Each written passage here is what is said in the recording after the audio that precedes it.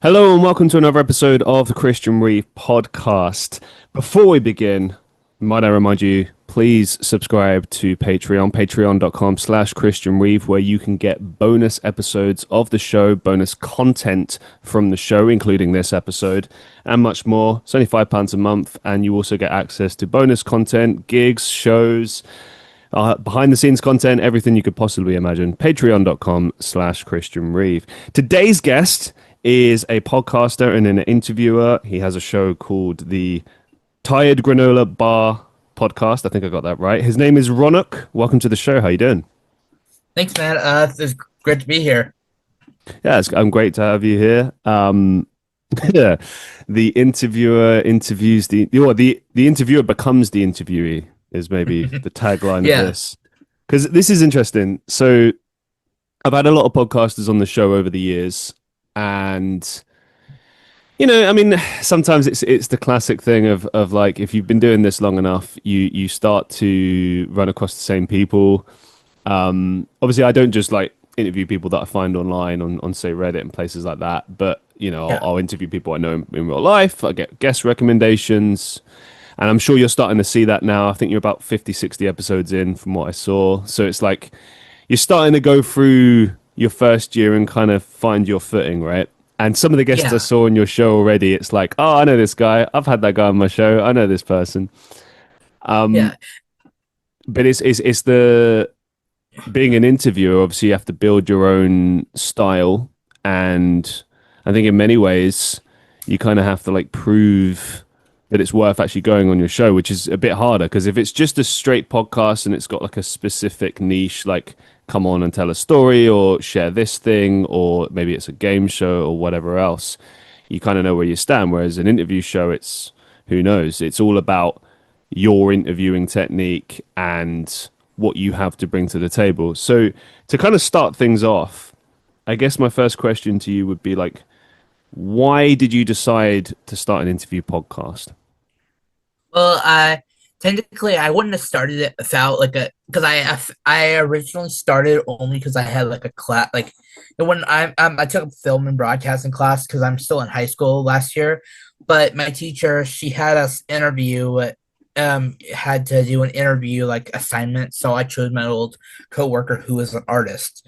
Shout out to her. And anyways, I that's the original technical first episode I ever did, but I consider but it wasn't until like maybe June 7th, I believe, that was like my first considered good episode. But I think like everybody but if you want to know like the reason like what the idea around it is that I believe my show like everybody has like like has an origin story. A toddler when it has always obviously come from somewhere, so like they even have a story. So you get what I'm saying? Was gonna say that's a very short origin story for a toddler. It's just But you get what I mean, right? yeah, yeah. Well, one thing I'd like to ask is what constitutes a good show from your point inwards. Because I'll just say now, full disclosure, I've been doing my show for 5 years now. I believe this is episode 325. I could be wrong on that. Oh, congrats. Thank you. It's. I remember my first year. Huh? It was I don't know. I think quickly I discovered maybe there's something to this interviewing thing. But as I mentioned in sort of the intro, it's kind of one of those things where you can do it really well or you can do it really badly. And I've certainly experienced being on the other side, being the interviewed person, and I think it's especially frustrating when you are an interviewer and you do it regularly and then you get interviewed and it's like what are we doing here? Uh, or if someone's not done the research, or if you're an afterthought, Yeah. or whatever else. But I've done three of these like so far. Like I prefer to be on the interviewer side, but like I'm so I know what's at least like. But yeah, I get what you mean. so what constitutes a good show for you? What left you thinking this was a good show? I can build on this. They actually did the research, like you said. Like I don't know, like they're not just speaking over me, and like it's not just the two of them. It's actually talking with me, or like the guest, I guess. Well, I wanted to know about your specific view, but let's talk about that about your show, but let's delve into that a little bit. That's the cardinal sin. You don't talk over your guest. Yeah. Not unless you've got something really fucking good to say. Like, Yeah. I will say sometimes I do interject. You know, you might see me interrupt a little bit, but I always make sure to bring it back. I'm like, you know, unless you've got something really important to add there, or like it's sometimes you get like a timing question, don't you? Where it's like, if you miss your moment, now it's gone. But I always, if they're in the middle of a point, I think it's either you wait it out or you circle back to that. You go, oh, can you let us know what were you trying to say there, or you finished that, or you know.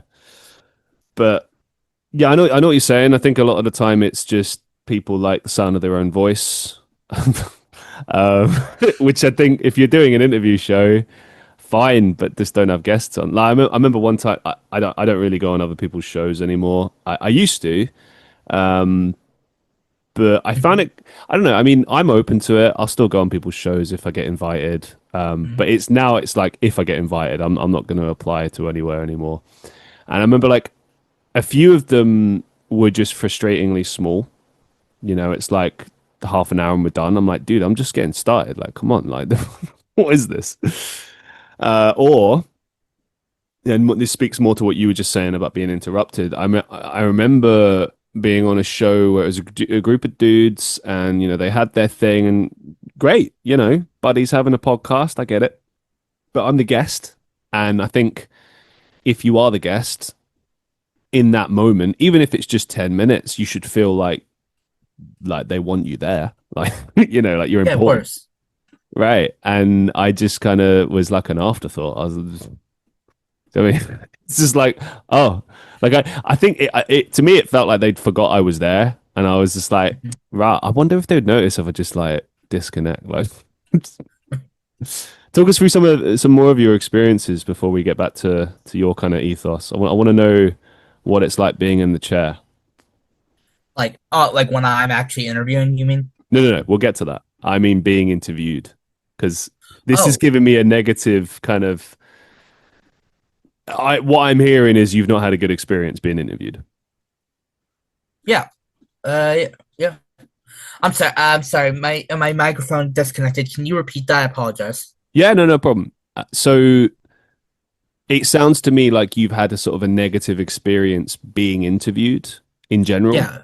I just want to kind of explore that a bit more. Like what's the problem with these shows? Because I think if we're going to talk interviews and podcasting, it's always kind of fun to establish what are the do's and do nots. So like what are they getting wrong?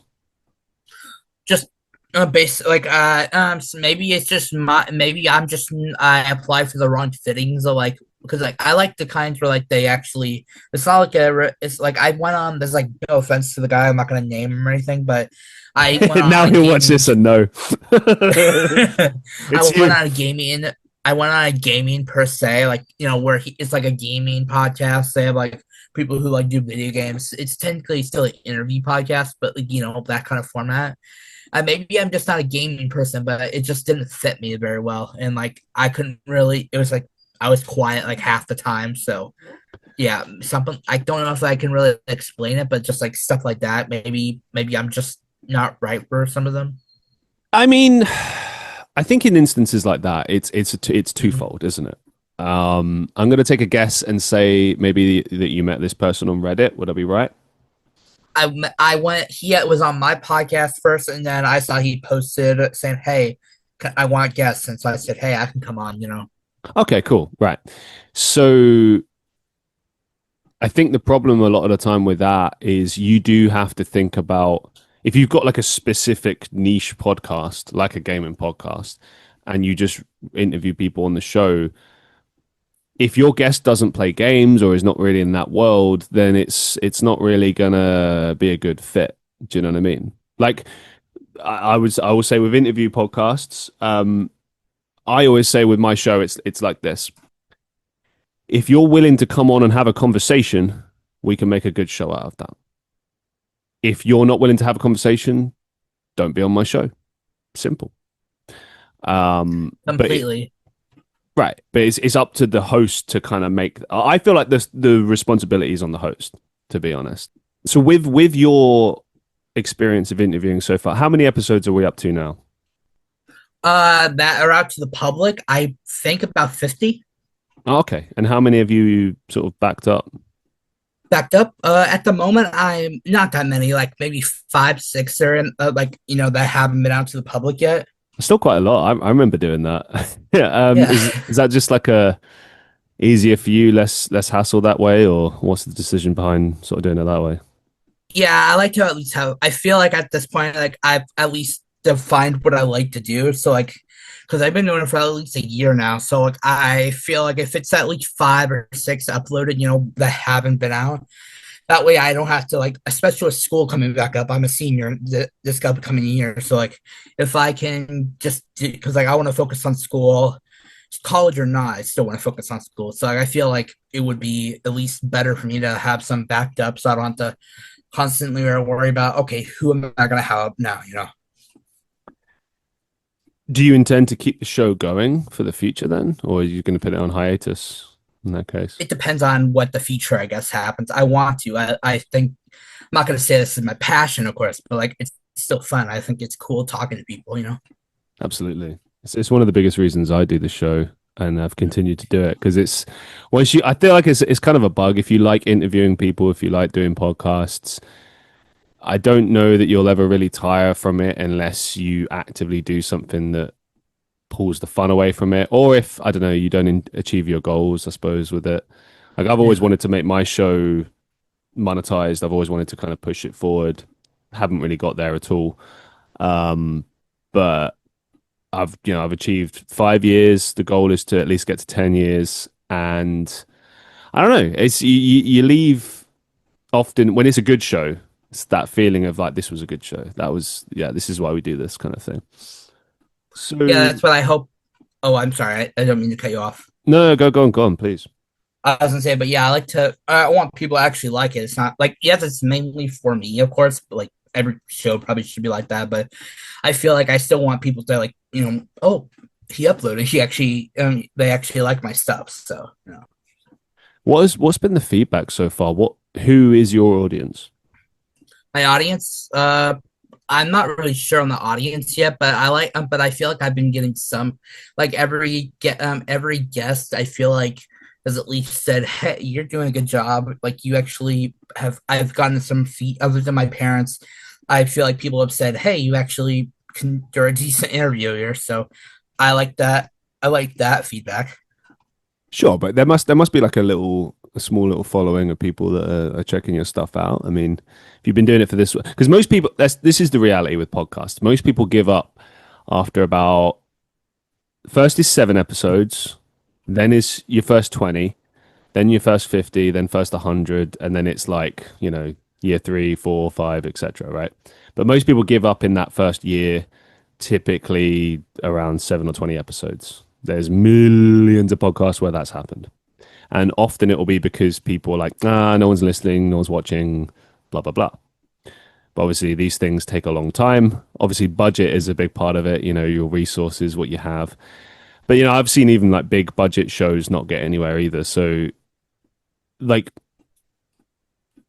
have you had any feedback, any criticisms, anything like from people that are just listening that maybe you don't know, like just strangers? And like, what's the kind of consensus? Is it good? Is it bad? Like, what have you learned from that?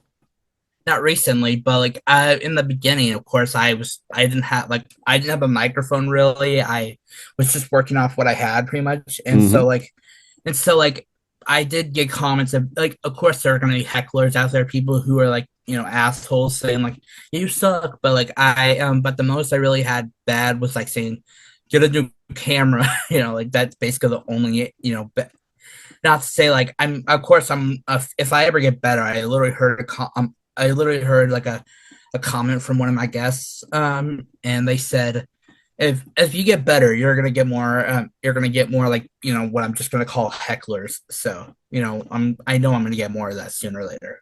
Yeah, I can vouch for that. Like I'm not super successful or anything by any stretch. But I have noticed the more attention you start getting, you do start getting more trolls. Yeah, And it's interesting because the people that troll you, they kind of fall in different camps. Like obviously you've got your mega arseholes who To be honest, there's just no point. They're just miserable, negative people. But you get other people where it's like maybe they're having a go at your setup and the way you do things. But it's funny enough, I released a video today to kind of comment partially on this, how seemingly everyone that criticizes you is just like an expert. So, in the comment section, it's like, oh, they're interviewing experts and they've been successfully doing a show for the last 10 years. But of course, they're not. They're just some arsehole on a keyboard. But, Just some person probably in like a apartment right now, you know. well, dude, the way I've looked at it, anyone that's doing well doesn't punch down. They try to lift you up. They try to give you genuine advice. I've never seen like someone who's doing really well and really, happy in life just like kick down and be like, no, you suck. Like, because they know the struggle. They know how hard it is to get a chance, to get an opportunity, to get there, so to speak. And, constructive criticism is useful, especially when you're just starting out. But a lot of this stuff as well, I think, is silly. Like, okay, your camera's not good, or your microphone's not good, or whatever. And it's like, well, you got to start somewhere. And also, at the end of the day, I don't think that that's the mark of a good show. A mark of a good show is structure and good content, you know? Like the amount of shows I've seen that have big budget, but the show just sucks. It's just boring, you know? It's like you need something that people can actually like follow and kind of get their hooks in, you know? It's the way you actually talk to the guests. I feel like like of course, like you said, it's structured, but like it's just the way that you talk to the guests, pretty much. Like I feel like people when that like just that's the way story flows. You know, like even if they have the best story in the world, it's not gonna really go anywhere if you can't really talk to the guests well. You know, I should know. I did that in the beginning. So what you've learned so far then is to kind of well, let's explore that a little bit then. So at the beginning, you were saying that like you're just asking questions and go through the motions. Is that kind of it, or what was the Yeah, I lesson was then? like before I even like before I got to the niche, like of course I got to like I was on Reddit and I heard like all these like you need to find your niche, blah blah blah, blah that kind of stuff. But like until I found that, I was just basically coming up with questions. It wasn't like an actual story. It was just, hey, where are you from? Like, Ah, so okay. you're an ex-Mormon. What's that like? Basically just blah blah blah questions. It's not like an actual story time. I will say though, sometimes it depends on the guest. Some guests are harder to curate questions for. Yeah, Yeah. I have guests sometimes where like I genuinely don't know what the fuck to ask them, and I'm just kind of like, all right, well, I've got some rough ideas.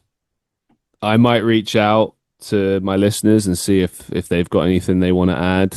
A few times I've tried ChatGPT to kind of just stir some ideas. Most of the time I don't like half the questions that it produces anyway, but sometimes you get something you're like, oh, I've not thought of that. But I think like a good interviewer is the power of the ad lib. Like, what's in your opinion, what makes a good interviewer?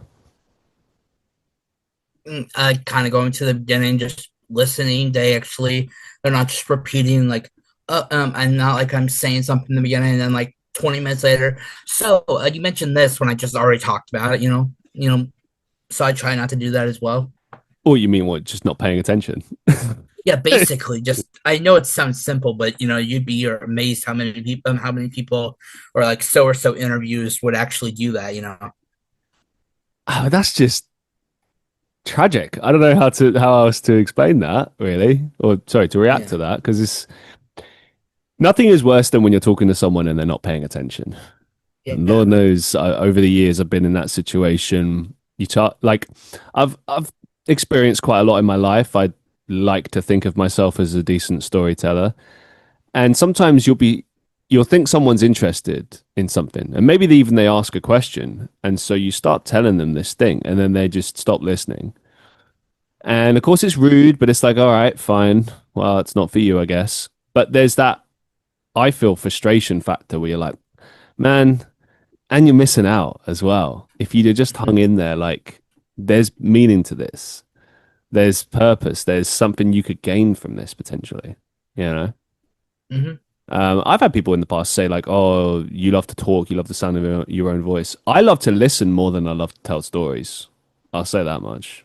I do love to share with people, but like I know all these stories. I lived them. So I don't really care if you hear it or not. But sometimes I'm eager to share it with people, especially on this show, because you want to kind of connect and I think part of relating to people and getting the best out of them is telling your own stories as well. It's like, oh, I can relate to that. I experience X, Y, Z.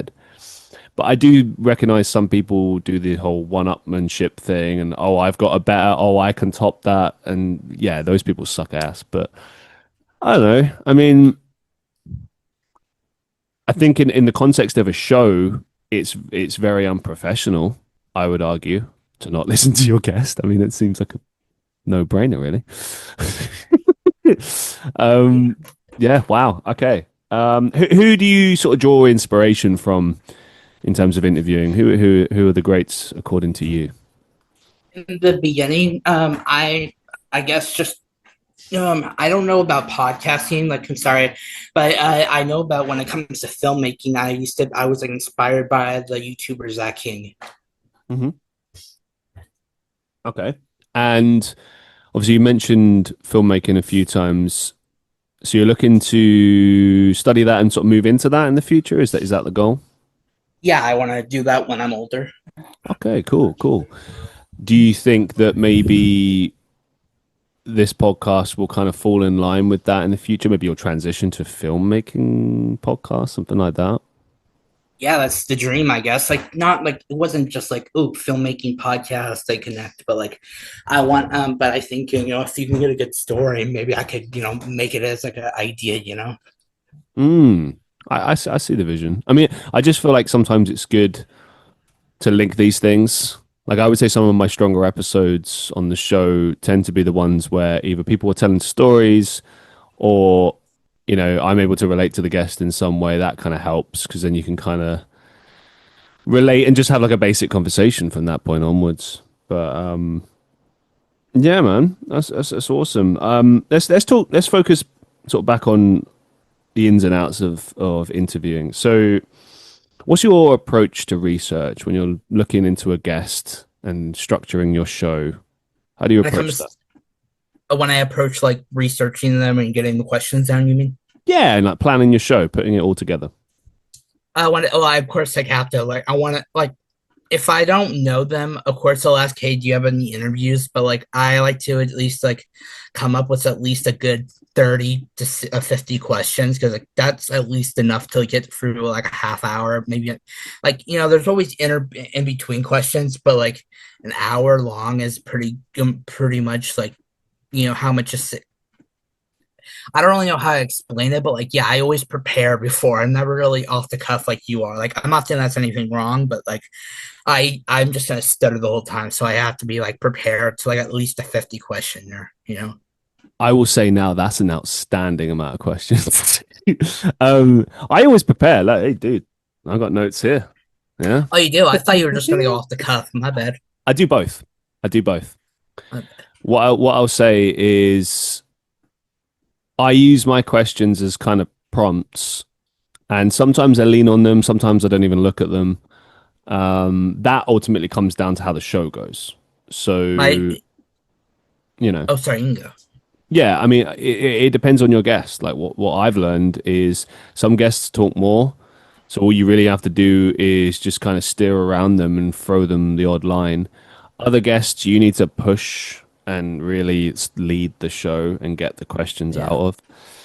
Um, yeah, Sometimes they just don't talk at all. So like, I'm like not like that, but like sometimes they like you have to kind of like keep asking questions. Like, come on, give me answers. Give me answers.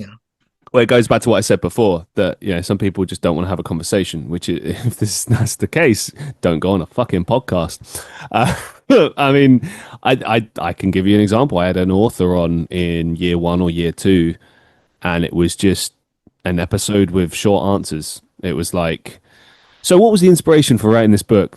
Oh yeah, I like horror, and yeah, I was like, cool. I guess I'll go fuck myself then. It was pulling teeth, man. It was really pulling teeth, and I tried so hard, and I just couldn't save it. And I think after that, I kind of set some ground rules, and I've only ever had one experience that was similar to. I've had other bad experiences, but this was like one example that was somewhat similar years later, and I just pushed the guest. I was like, "Listen, what are we doing here? If you're not going to give it to me, I'll end this show now." And he was like, "Oh, no, no, no, no, no," and I was like, "Right, cool," and we had a good show. But What was the subject on? I see. I don't go with that. I go with. I mean, sometimes I do. It depends. If the guest has come on and we've agreed to do a subject ahead of time, then that's different. No, I remember like what were you guys talking about? That's kind of what I was asking. The first or the second one? Either it doesn't really matter. I just was curious. In the first one, it was interviewing this guy about his books, and I felt like being he was a horror writer. There's a lot of room there.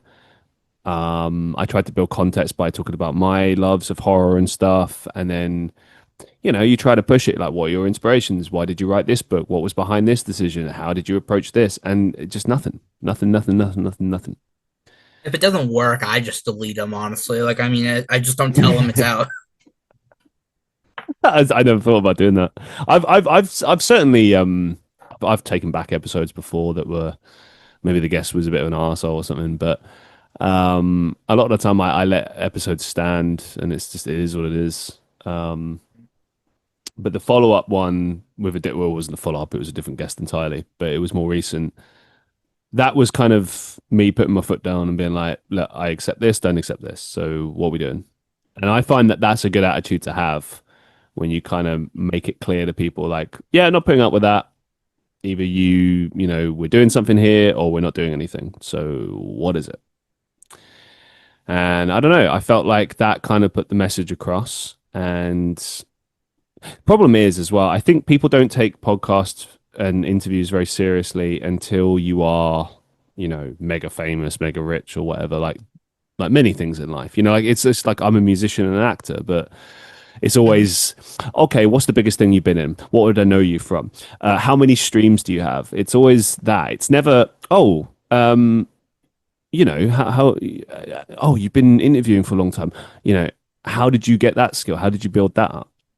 People, I've had people laugh when I tell them I do a podcast, and then it's like, oh, I've been doing it 5 years, over 300 episodes, and then you start to see people kind of go, oh, okay, and then like maybe they're going to take that seriously, maybe.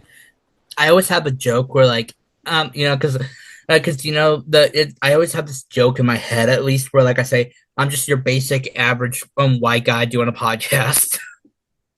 Don't say that. that paints a very different image. But yeah, I don't know. I don't ever really say it out loud, but like I'm not afraid to say it out loud. But like I get the stereotype, like you're basic, especially when I'm only 18. So like you would kind of say like, somebody say like I told people, of course I'm not gonna hide it a secret. I post on social media and blah blah blah. But like when you're just a kid, because people consider me still a kid, at least till I'm like in my 20s, I'm gonna people are gonna like probably at least deep down say like, oh, really? Like, oh, you want to be like one of those Jake Paul people, so like I nobody's ever said it out loud, but I know they probably have thought it.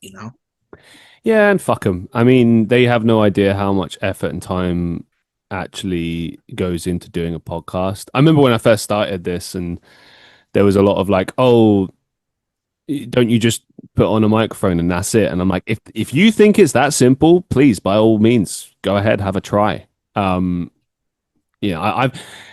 always do kind of cringe sometimes when people say they're going to set up a podcast from scratch. I'm like, all right, well, let's see how I'll give people the benefit of the doubt. If they're serious about it, it's like, all right, cool. I look forward to seeing it. But, the reality is a lot of hard work and effort goes into this. You have to be passionate about this, I think, to make it work. And then there's the other side of it, which is it's very thankless. It's exhausting and often heartbreaking. But at the same time, you will always get something out of it if you're doing well. Your guest will certainly get something out of it if you're doing well. And I think once you've been doing it long enough as well, like you don't really need to prove anything to anyone. It's who cares? I mean, the problem is right now, it's the most oversaturated market of all time. There's so many podcasts out there.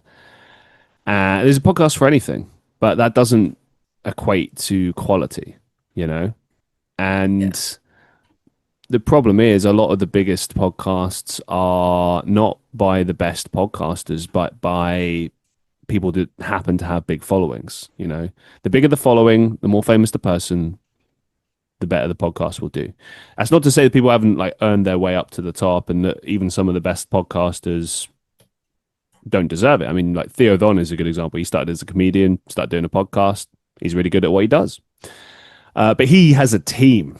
This is the thing. People have teams and resources, and that's a game changer. With shows like ours, where it's quite budget and it's, you know, you work with what you have, it's not taken as seriously.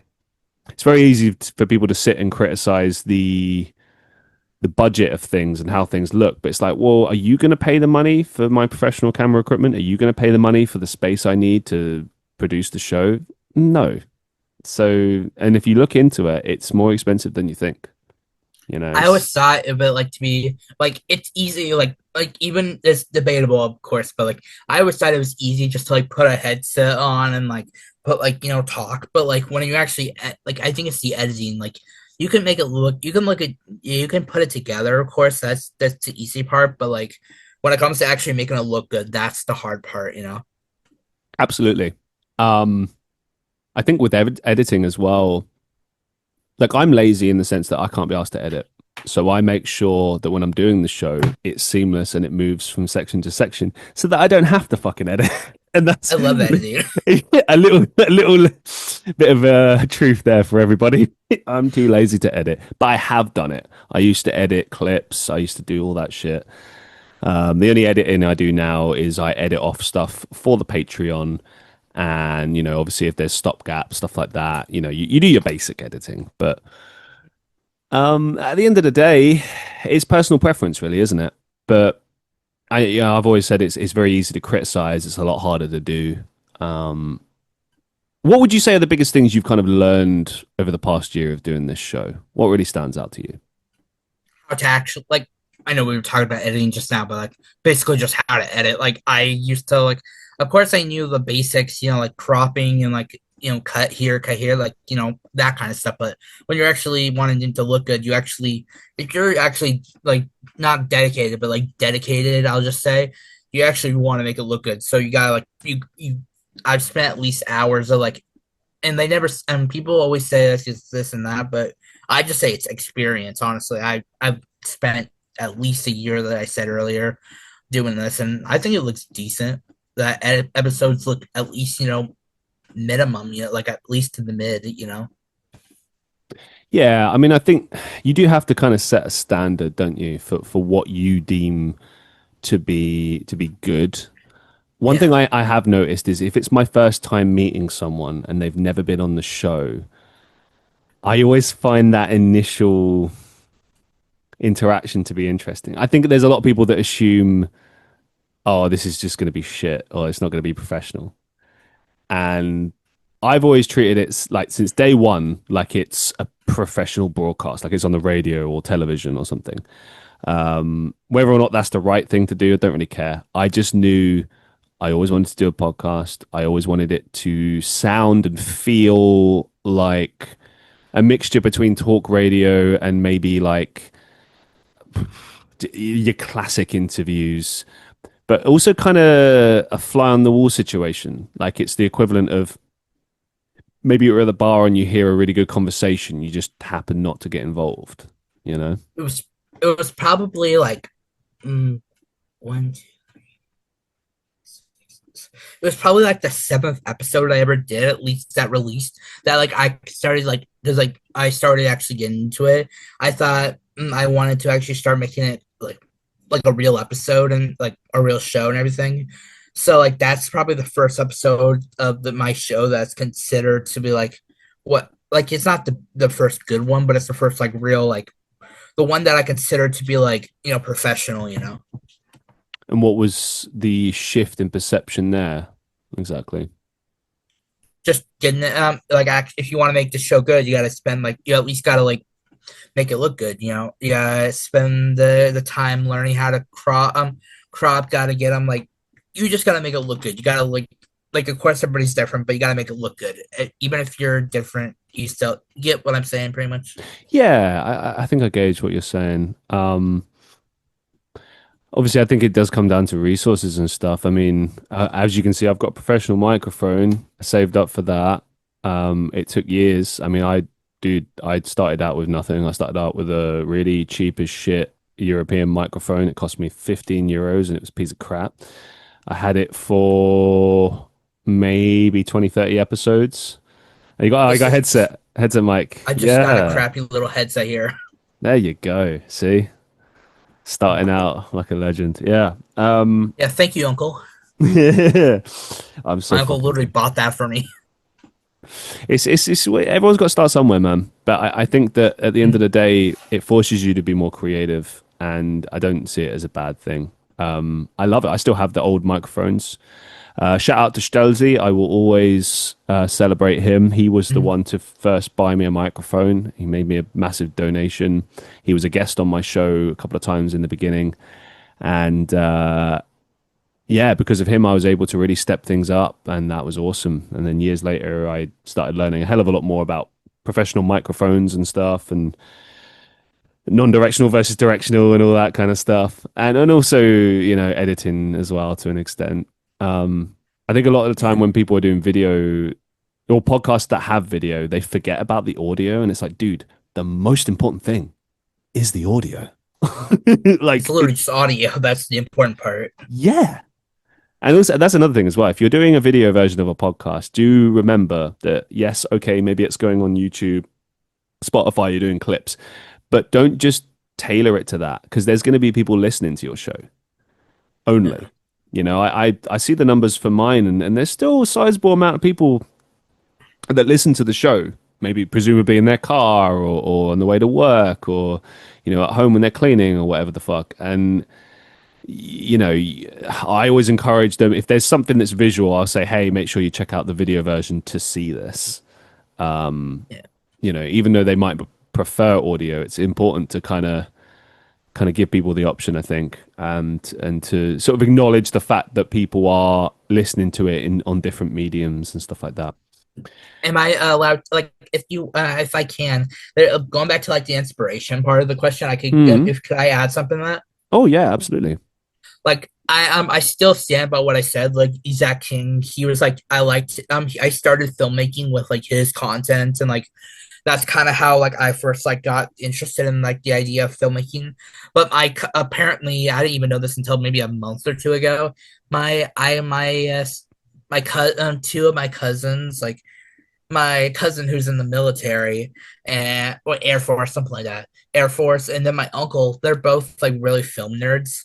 So like I kind of, I guess, inherently picked that up. So I guess I inspired a little bit from watching his stuff because he used to make home videos with my cousins, went and making like little short vid parody kind of things. So I guess I kind of got something from that. It was cool. I'm not going to share it because there's a video I really don't want people to find, but I am inspired from him. Well, everyone's got to start somewhere. Do you know what I mean? Yeah. I get it though. I've hidden a lot of old bad videos that I've made over the years, especially on YouTube. And Oh, I mean, there's a baby intervention vid of me when I in like a little like Curious George suit when I was like a newborn. oh wow, okay, right, yeah, So I real old really school. don't want people to find it if I can hide that. I don't know, man. If it's out there, it's out there. Do you know what I mean? Like Whatever. I'm I, 18. I think I'm over it. well, I think this kind of goes on to a good important point as well. It's like if you're able to laugh at yourself, I think that helps a lot with this. Yeah. As long as nobody at school finds it, I think I'm in the clear. I think I'm good. Was that even you were saying earlier about like oh maybe the earlier episodes are not as good as the more recent ones, and it's like Yeah, of course. yeah, I think that's to be expected. I don't think anyone. Oh, wow, I don't think most people would expect a show to immediately be good from day one. Like there's going to be teething errors. It's going to take time to kind of fall into things, But by the time I started my first episode 5 years ago, it was I'd had a bit of experience with podcasting. I'd been doing content creation for a hot minute, so I had an idea of what I was doing, but it was still awkward. Like even just stuff like how I began the show, how I eased into conversations took time. To that effect, let's talk about your style and approach to interviewing. So, what kind of style and approach have you adopted, and how has it changed since, say, episode one to where you are now? I wouldn't say sit down and just chat, but like I just sit. I like, of course, I had to do per prepping, like I said before, but I like to just sit down and literally just start off like, where are you from? Like, I kind of got the style in the beginning from like this like interview channel, I guess, called Soft White Underbelly. I mentioned it a few times in the past, but they kind of are the reason like how I got like my style. But like I kind of just started off honestly in the beginning, like, so where are you from? Like that kind of, and then we just sit down, chat, sure it's not sure some of them are kind of traumatic, but you expect that if you're in a podcast. Well, speaking of which, let's let's focus on the negatives of doing a podcast. Sorry, I And hope I'm doing a good job. oh, of course, man, of course, of course. I just meant like let's get into it. Let's get into the fun because I think that especially when you're hosting a show, there's a lot of pet peeves. I know I have some. So let's explore being the interviewer because it's interesting for me. I've not really gotten many opportunities to do this because, in a way, I feel like I'm interviewing myself because it's like, but it's someone completely different, someone who has a different approach, and that's the beauty of it, and that's where I think the interest comes. What do you What? mean interviewing yourself? Well, I'm an interviewer, Yeah, so I do exactly what you do, but not we do it differently. We have different philosophies. We approach it yeah. differently. So that's what I mean when I say that. What are your pet peeves when it comes to interviewing? What ticks you off? When they don't, when they either ghost you, I guess, or they like it's really like I had this rule. I started off, of course, a newbie, of course, as I keep saying, but I over the like least the first half year I developed this rule. You have three chances, but you ghost me more than three, you're done when you don't do this. I'd argue that's given way too much leeway. I don't know. I three times? I know I'm an asshole, but but I still at No. least give them like I'm not. I don't. Either way, even though that, I still give them like three chances. If you ghost me more than that, because I still want them on the show. I messaged you, I allowed you on for a reason, but like three times, if more than that, you're out. But go home, hit the showers. I hear what you're saying, but I don't know. Like, I feel like with all the time and the effort that we put into putting the show together, like, I'm not going to fucking chase people. Like Yeah, dude, I've had so many people ghost me over the years. My main pet peeve is people canceling or no showing.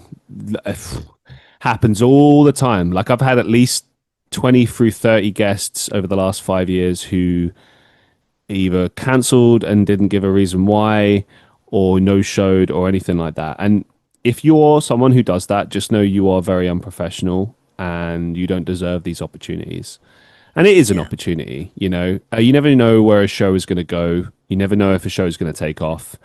The reason they don't take it seriously is because it's not fucking Graham Norton or insert good podcast here. Like yeah, sure, those shows are big and going on there is a big deal, and maybe going on our shows is not. But I tell you what, we will give you is a good fucking interview, and not many people can do that.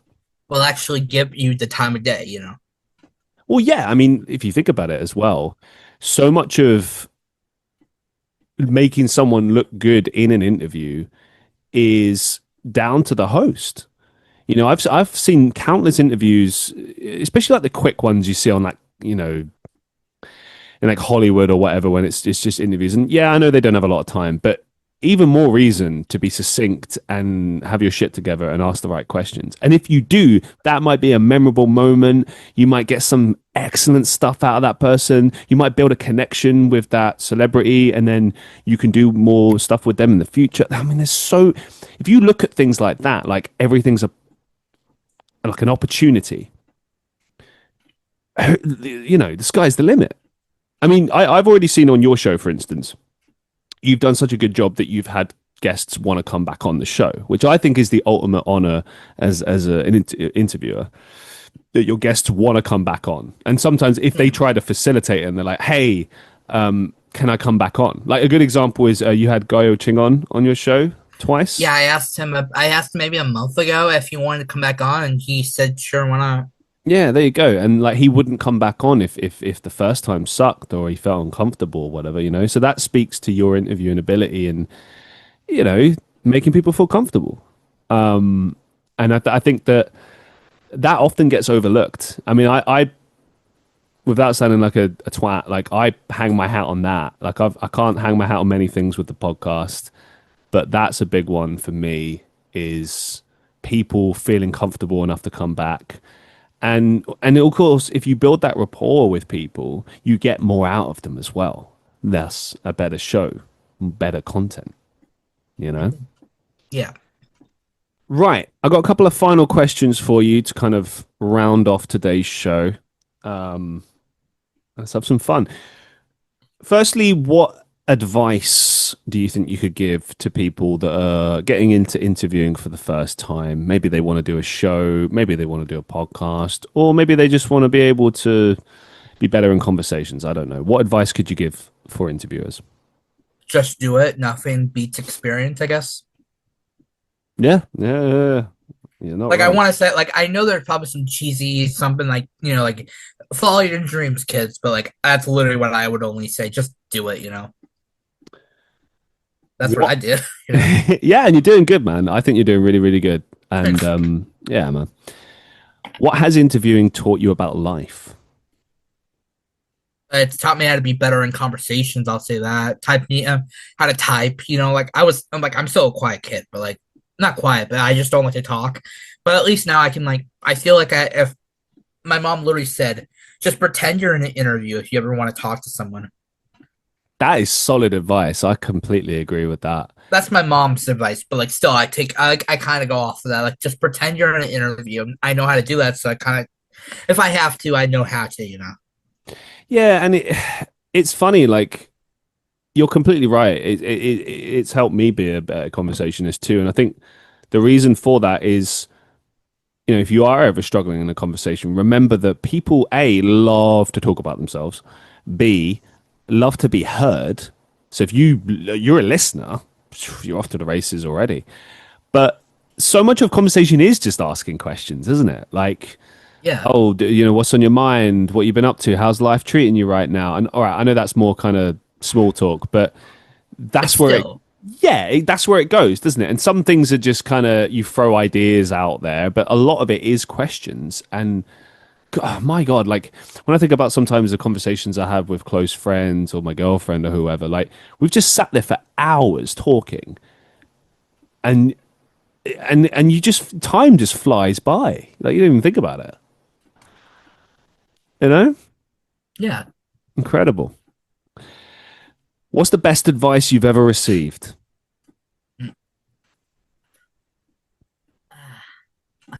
I'm bad at these kind of questions because I never really of course I got keep at it, but like I never got advice, so I don't really know how to. Sorry, I just don't know how to. You've never been given it? I find that hard to believe. You just Well, I shared mean, some I a minute probably ago. what? You shared some a minute ago that your mum gave But you. yeah, it's from me. But like, I mean, I just literally, I've gotten, of course, people saying like keep at it. And I guess that's advice, but like, I don't know. I just never got advice. At least not that I have a crappy memory. I don't remember half my childhood. So Okay. Well, keep it more closer to home then.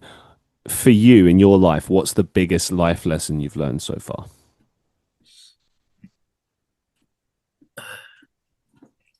life lesson, just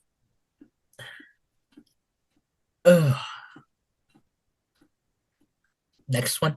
I don't. I'm sorry. Can we On to just the pass to next one. yeah. Can we just skip to the end? I'm done now. Nah, hey, listen, I get it. It's a tricky I don't question. know these kind of questions. Like I said, I have a crappy memory. Whatever happens now, that's gonna be what's now. So I don't. Hey, dude, there's nothing to feel bad about. I've had a few guests on the show over the years who weren't able to answer that question. I've also been asked that question and I struggled. I often just go with what comes in the moment, what feels right in the moment. It's tough. It's a very put you on the spot kind of question.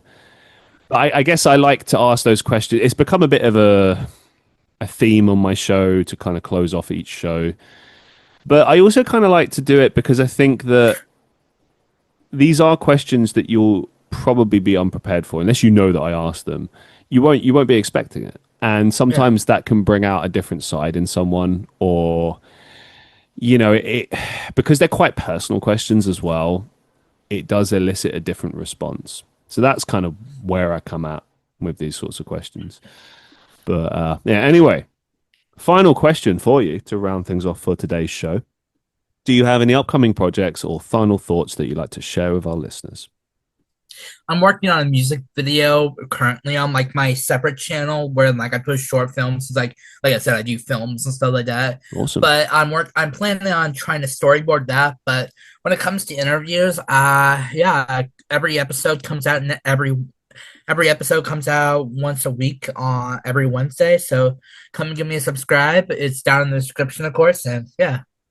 Absolutely. We'll put a link in the description so that you guys can check that out. Remember, it's the Tired Granolla Bar Podcast. There we go. Yeah. Thank you so much for being on the show. It's been brilliant. I've really enjoyed speaking with you. It's interesting to kind of interview an interviewer.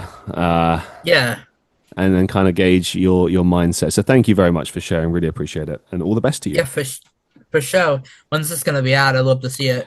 It will be out in the beginning of September, I believe. So September it is. Not that bad. Okay. Yeah, I'm that far ahead. I'm subscribed. I'll see it anyways.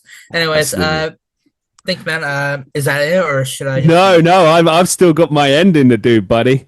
You ain't going Okay. off that lightly. Yeah, you got to stick around and wait for me to finish this. Okay. I got to finish this. I got to finish it my way. Okay, no, thank you so much for appearing on the show, man. It's been an absolute pleasure speaking with you.